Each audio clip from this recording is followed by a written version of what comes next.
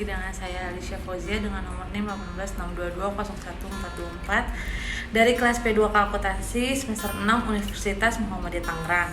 Untuk tugas akhir ini saya akan membuat video tutorial analisis data menggunakan program SPSS sebagai berikut. Jadi di sini kita akan menguji data primer. Yang akan kita uji yaitu uji statistik deskriptif, uji kualitas data itu ada uji validitas dan uji reliabilitas, uji asumsi klasik itu ada uji normalitas dan uji Kolmogorov-Smirnov, uji regresi linear berganda, dan terakhir uji hipotesis, uji T dan uji F. Oh iya, sebelum lanjut ke tahap selanjutnya, kebetulan saya di sini value bagian indikatornya menggunakan skala Likert dengan keterangan 1. Sangat tidak setuju atau STS, 2. Tidak setuju dengan TS, 3. Normal atau ragu-ragu atau N, 4. Setuju atau S, 5. Sangat setuju atau SS. Oke, jadi yang pertama kita uji yaitu uji statistik deskriptif, mendeskripsikan analisis data statistik melalui nilai mean, maksimum, minimum, standar deviasi, skewness, dan kurtosis sebagai berikut.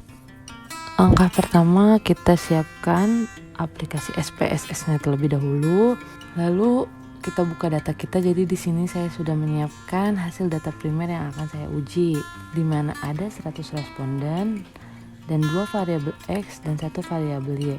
Variabel X1 mempunyai 9 indikator, variabel X2 mempunyai 4 indikator, variabel Y mempunyai 3 indikator. Langkah yang akan kita uji pertama buka file, import data, lalu Excel, kita masukkan data yang sudah kita siapkan tadi. Lalu klik OK. Nah, ini dia variabel view-nya.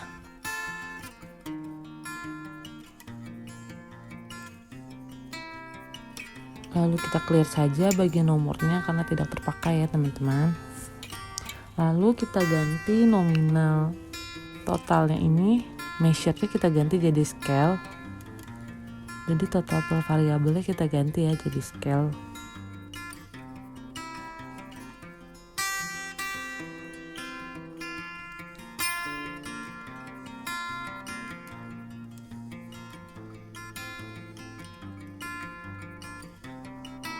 Terus label kita isi di sini.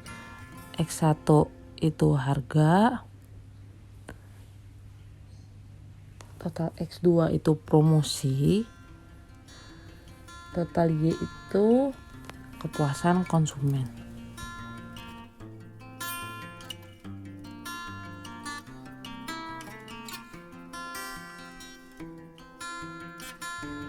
Lalu untuk values kita isi dengan keterangan yang tadi saya sudah jelaskan ya di awal video menggunakan skala Likert.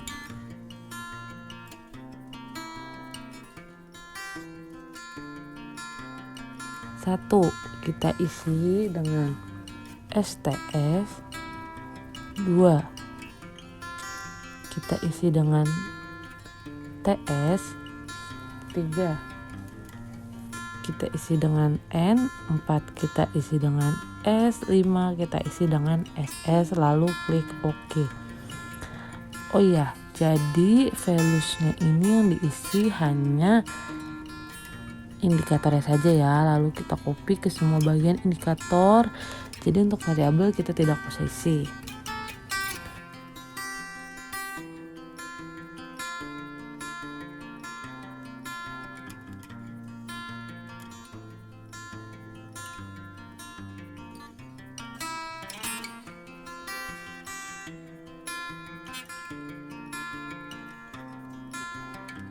Selanjutnya jika sudah, ini hasil data view kita teman-teman.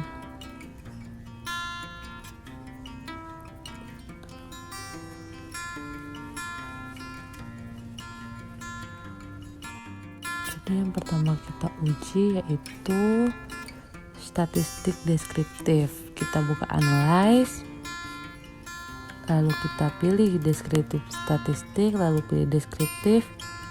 Lalu kita masukkan hanya yang variabelnya saja ya, totalnya saja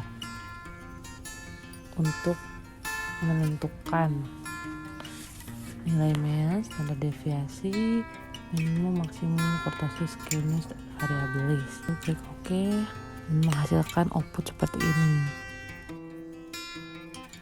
Selanjutnya ke uji yang kedua, yaitu uji validitas. Menurut Ghazali tahun 2011, uji validitas digunakan untuk mengukur sah atau valid tidaknya suatu kuesioner.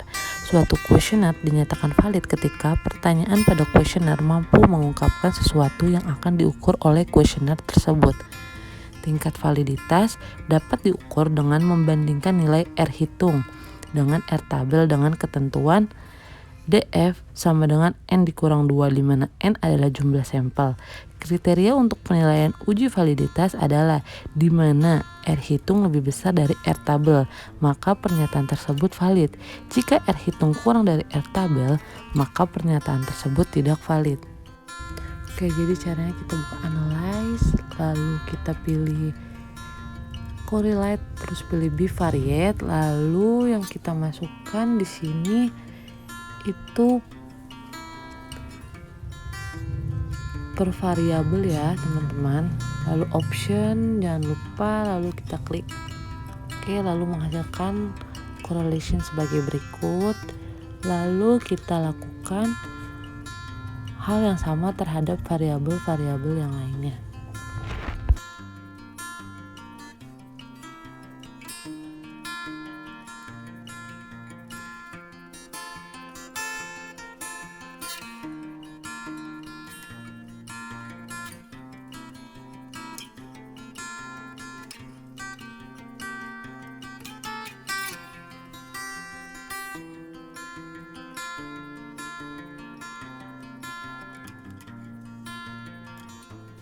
Nah, jadi untuk uji yang tadi kita sudah lakukan, dapat dilihat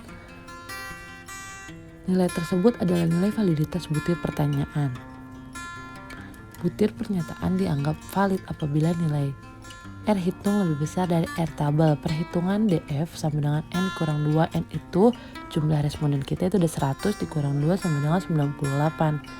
Nilai R tabel untuk DF 98 dengan A 5%, tingkat signifikan untuk uji dua arah itu sebesar 0,1966. Nah, jadi dari hasil tersebut dapat kita lihat ya, kalau R hitung kita itu sudah melebihi R tabel, maka butir pernyataan kita itu valid. Selanjutnya uji reliabilitas. Menurut Ghazali tahun 2011, suatu variabel dapat dikatakan reliable jika memberikan nilai Cronbach alpha lebih dari 0,6.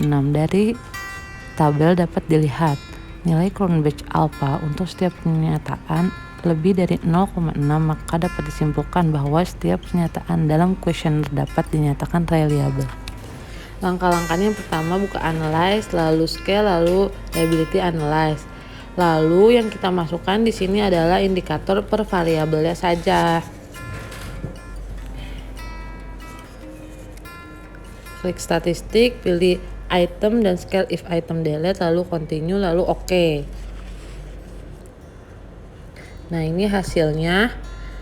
Lalu kita lakukan hal yang sama terhadap indikator variabel lainnya.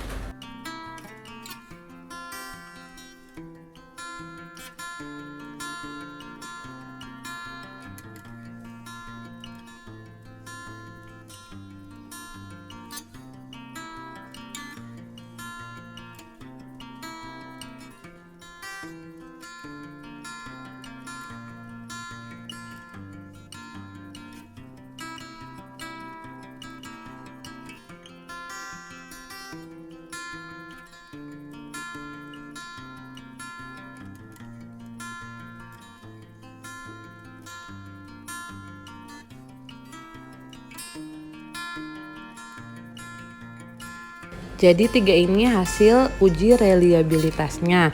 Pada tabel di atas nilai Cronbach alpha-nya sudah lebih dari 0,6, maka dapat disimpulkan kuesioner yang digunakan dalam penelitian ini secara keseluruhan bersifat reliable. Selanjutnya yang akan kita uji yaitu uji normalitas, uji linear berganda, dan uji hipotesis. Langkah-langkahnya yaitu analyze, terus regresi, lalu kita pilih linear. Lalu akan muncul kotak dialog dengan nama linear regression. Selanjutnya masukkan variabel Y ke kotak dependent dan variabel X ke kotak independent. Selanjutnya akan muncul jendela dialog linear regression. Pilih plot, isi kolom Y dengan SRESID dan isi kolom X dengan ZPRED. Lalu klik histogram, lalu klik normal probability-nya, lalu continue. Setelah itu klik OK. Nah, mengeluarkan hasil seperti ini.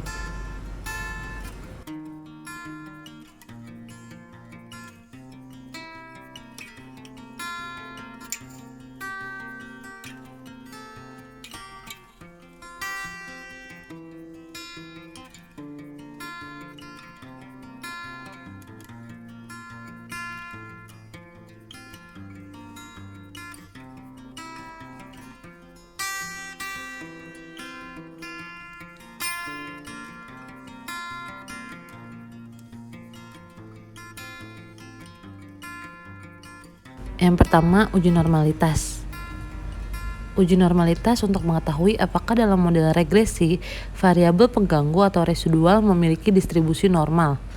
Menurut Ghazali tahun 2011. Yang pertama, uji histografinya.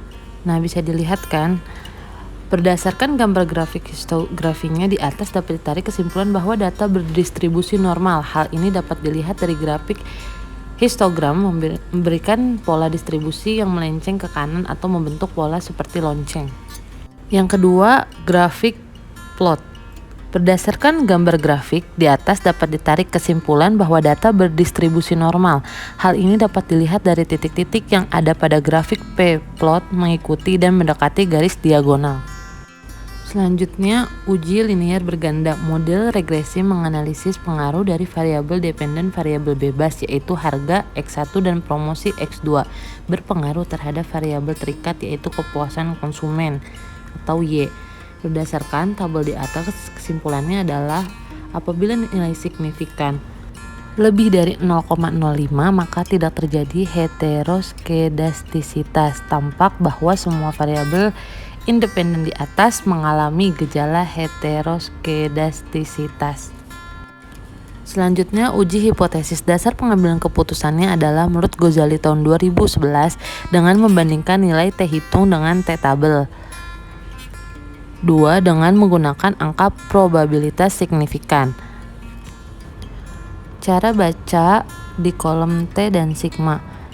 T hitung harus lebih besar dari T tabel. T negatif hitung harus lebih kecil dari T tabel nilai negatif. Jika F statistik lebih kecil dari F tabel, maka gagal menolak H0 yang artinya variabel independen X secara bersama-sama tidak berpengaruh terhadap variabel dependen Y. Namun sebaliknya, jika F statistik lebih besar dari F tabel, maka H0 ditolak yang artinya variabel independen X secara bersama-sama berpengaruh terhadap variabel dependen Y. Selanjutnya, uji T. Cara baca di kolom T dan sigma.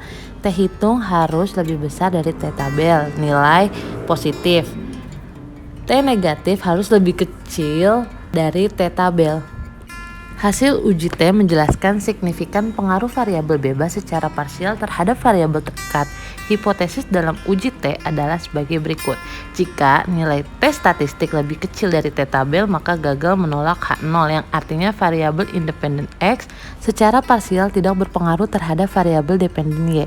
Namun sebaliknya, jika nilai T statistik lebih besar dari T tabel, maka H0 ditolak yang artinya variabel independen X secara parsial berpengaruh terhadap variabel dependen Y. Sekian video tutorial analisis data menggunakan program SPSS. Kurang lebihnya mohon maaf. Wabillahi taufiq wal hidayah. Wassalamualaikum warahmatullahi wabarakatuh.